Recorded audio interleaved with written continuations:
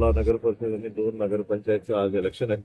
त्याचा सर्व बंदोबस्त त्याचा लागलेला आहे. म्हणजे जे बूथ लेवलवरती बूथच्या परिसरात आणि पेट्रोलिंग मध्ये आणि कुठे काही प्रॉब्लेम झाल्यावर त्यांच्या स्ट्रायकिंग ही सर्व आमचं कार्यरत आहे आणि पूर्व तयारीमध्ये आम्ही भरपूर प्रतिबंधक कारवाई घेतलेली आहे आणि जे उपद्रवी लोक आहेत त्यांना शहराचा आणि जिल्ह्याच्या बाहेर देखील पाठवण्यात आलेला आहे.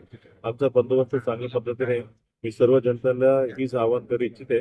आपलं जे वोटिंगचा हक्क आहे तुम्ही भयमुक्त तुमच्या घरात बाहेर पडा आणि भयमुक्त आपला वोटिंगचा हक्क विनियोग करावे असं मी आवाहन करतो.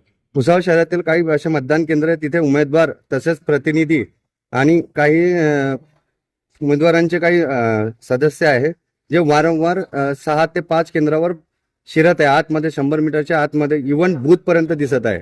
असे काही व्हिडिओज आहेत पत्रकारांकडे. मी काही व्हिडिओ पाहिलेले नाहीये, बट नियमानुसार जे कोणी कॅन्डिडेट असतील त्यांना पूर्ण प्रक्रियेमध्ये तीनदा त्यांना आतमध्ये जाता येईल. ते नियमानुसार आहे.